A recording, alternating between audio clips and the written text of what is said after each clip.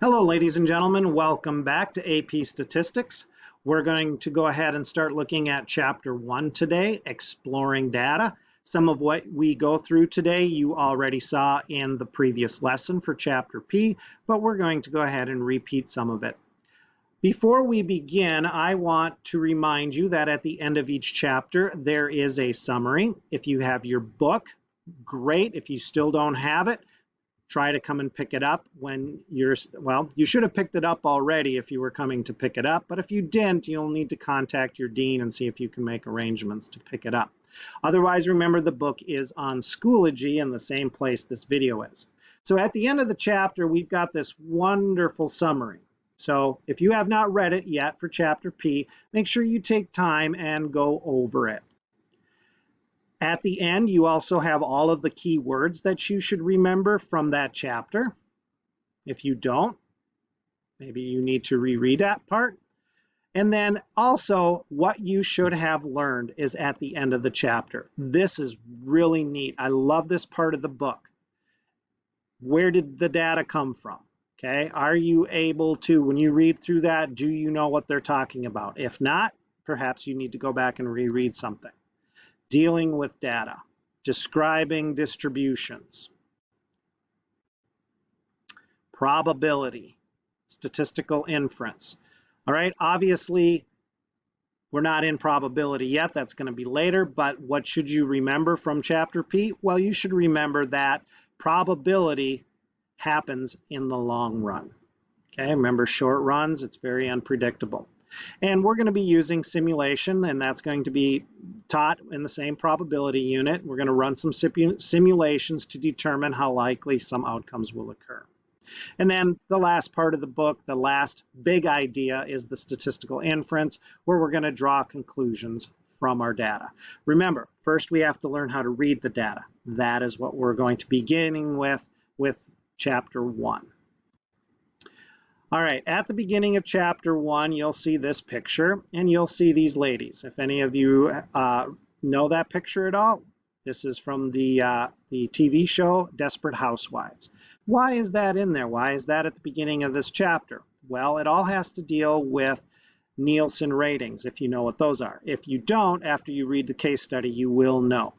So here's a little cartoon that goes with that. A regularly scheduled program will not be seen tonight because we've discovered that dead air did better in the ratings than the program itself. Okay, so the Nielsen ratings deals with how often people watch a show. Okay, what are the ratings? All right. So I'm not going to take time to read through this. You read it. Remember, I expect you to read. So this is talking about the Nielsen ratings. And it's got some data here. And then remember, at the end of the chapter, when we're done with Chapter 1, you're going to be able to analyze this data in depth. All right, let us begin. Let's go over some terms. Again, some of these are we've already gone through these. Here we go. Quantitative data, numbers and quantities, height, weight, age, etc. Remember, quantitative data, you're able to do things with it. You might be able to find the averages, the range, the standard deviation. You're able to do operations on quantitative data. Categorical data is categories. Okay, each individual falls into a certain category. For example, freshman, sophomore, junior, senior. You're male, female. Okay, other. Concerned with how many or what percent fall into each category. Okay, so remember, categorical data, we use bar graphs or we use pie charts.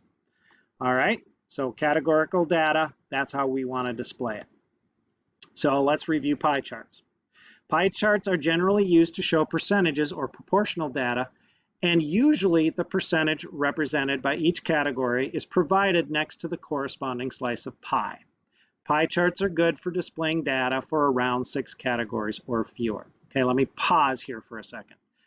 Ladies and gentlemen, you don't have to write down every single word. Write down the key parts. Remember, if I'm going too fast, which sometimes I probably will, you need to pause the video and rewind it, or rewind it if you need to. All right, so keep that in mind as you go through this. Pie charts are best used when you are trying to compare parts of a whole. They do not show changes over time.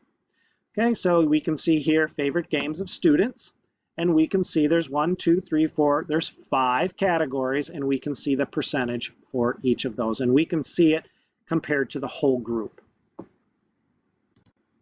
Okay, here's another one, example 1.1. Please make sure you read example 1.1, page 39, and look at this pie chart and while you read it and see what it's saying about it.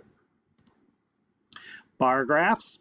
Bar graphs are used to compare things between different groups or categories, or to track changes over time.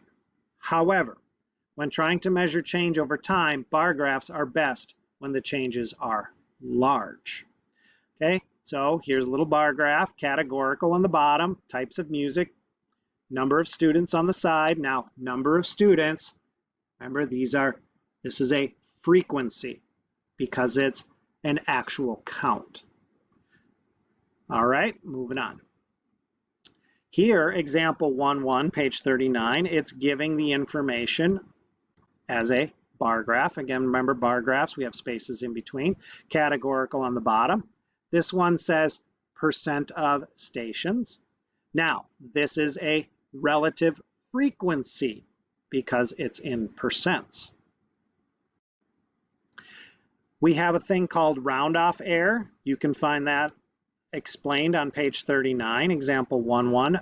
Please read about the round-off error. Line graphs. Line graphs are used to track changes over short and long periods of time.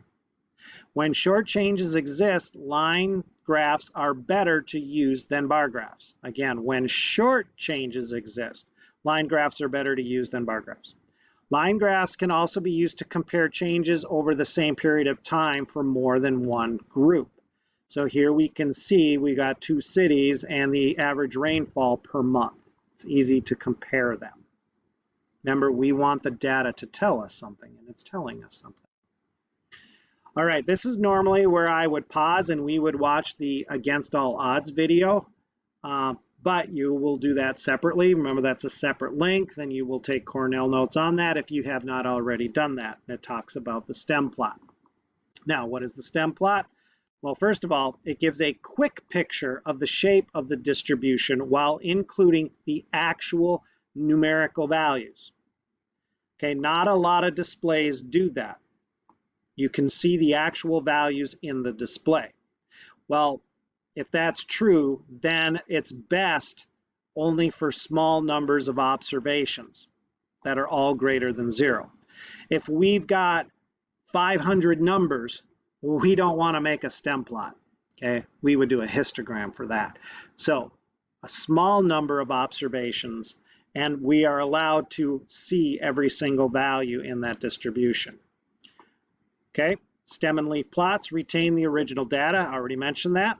There's 2 parts. There's the leaf, represents the last digit of each number, regardless of whether it falls before or after a decimal point.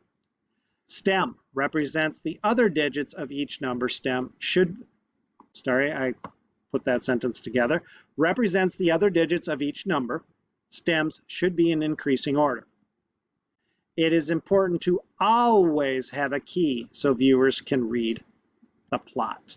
All right, so here we go. We've got some test grades here. All right, so I made it nice and easy. The test grades are going in order from smallest to largest. Most of the data sets that we deal with, they will not be in order. All right, so I'm going to go ahead and make my stem and leaf plot. So I make a vertical line. Okay, my stem goes over here. My leaf goes over here. All right, and since my first number is 18, I'm going to begin my stem with a 1. And the last number, the largest number, is 100. So that means my stem is going to be 10. That means I need to number from 1 to 10. Okay, and so on. Sorry, I ran out of room. I don't need to do the whole thing here. All right, and then my leaf for this one will be 8. So I'm going to put an 8.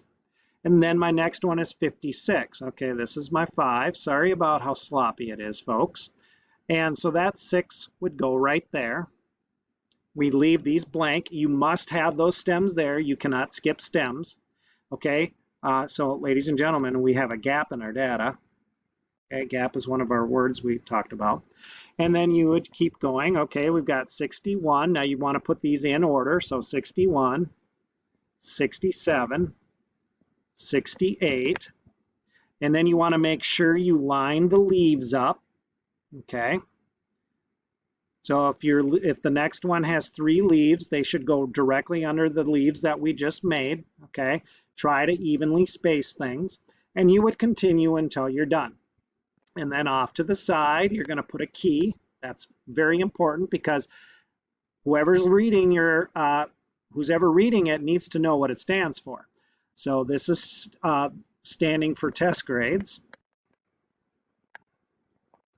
And you can pick any one you want. I'm going to go ahead and I'm going to pick the 87. I'm going to put 8, the line, 7, and I'm going to put 87.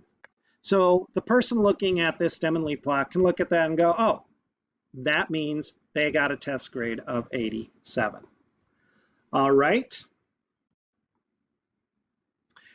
Again, clusters. Clusters are numbers or groups that are clumped together. Okay, if you finish that stem and leaf plot, are there any clusters? And I already talked, there is a gap in that. If we look, someone did pretty poorly. Someone got an 18. And as a teacher, I'm going to go, why did that person get an 18? I wonder what happened. Okay, and then I can look at the clusters, or I can look at where they're all grouped and go, wow, look at, I've got all of these 80s and 90s in here in this 100. Wow, that is cool. So again, the display would tell me some information very quickly when I look at it. All right, we need to wrap this up. So let's do this one, and I believe one more slide. So these things may lead to further investigation. Why are they there? I just displayed that. That 18. Did that student forget we had a test? Did that student not study? Did that student maybe really not understand it? And maybe should have gotten some extra help with it? All right. Are they significant? All right, let's look at the next slide and see. Yep. Okay. Stem plots do not work well. I've already mentioned this. Stem plots do not work well for large data sets where each stem must hold a large number of leaves. Large data sets are bad for stem and leaf plots. All right. We have what is called the back-to-back stem and leaf plot. I do have a few more slides here. Sorry about that, ladies and gentlemen. That is to compare 2 related distributions. Here is an example. So if we wanted, this is example 1.4 on page 42 and 43, so make sure you look at that. This is a back-to-backs because we are comparing female and male. Notice, ladies and gentlemen, that the stem is down the center and the leaves are on the side. And I want to point out, ladies and gentlemen, notice that when we do the leaves to the left, we go right to left, lowest to highest. Again, look at how those are going. Lowest to highest, going from right to left. And then on the other side, lowest to highest from left to right. And now we can see something when we compare them. Okay, what can we say about the female? We notice the male, the 90s, 80s, the 20s, the 30s, and 40s. Sorry about that. The 20s, 30s, and 40s, there's nothing there for the males. But for the females, there are. And then there's a gap here for the females, and then we can see, wow, there's a whole bunch over here, the 80s and 90s for the males. Okay, and several 100s. But over here, the females are kind of clustered together around the 60s, 70s, 80s, 90s in there. All right, so it's a very quick comparison. Okay, one more thing. Oh, here's an example we could look at. Okay, I'm not going to take the time to do that because my video is already over 14 minutes. I need to keep going. But we could go ahead and make the back-to-back stem and leaf plot and compare the creamy peanut butter with the crunchy peanut butter, okay? And those are for the peanut butter scores. So then we could say something about the scores when we compare them. All right, one more thing I want to talk about. It's the split stem plot. Split the stems in two. Now that's when you're starting to get a little bit more data and you want to try to see more information. Sometimes you can make a stem and leaf plot and it doesn't say much. So you might have to split the stems. So the first stem would get the leaves 0 to 4 and the second stem would get the leaves 5 to 9. Here's an example of what that looks like. So on the left we have just a regular stem and leaf going 0, 1, 2, 3, and then the leaves. Okay, and this is dealing with inches. I forget what it's for, inches of something. That really isn't telling me much. It only has 4 stems. However, if I split it into 0, 0, 1, 1, 2, 2, 3, 3, and so on, okay, I can now see that there's a cluster here, and there's only one here, 18 inches. And there's a cluster here in the 20s, the lower 20s and the upper 20s, but I can see there's 5 in each one, and then there's just 136. So it gives me a little bit more information visually. Okay, we don't often do a split stem and leaf, but please be aware that sometimes we may have to do that. All right, ladies and gentlemen, my time is up because histograms is for the next lesson. All right, good luck on this. Remember to join Zoom class on time so that we can start working on the homework problems if you have not already started working on them, and I can help you with them. All right, until the next lesson, ladies and gentlemen.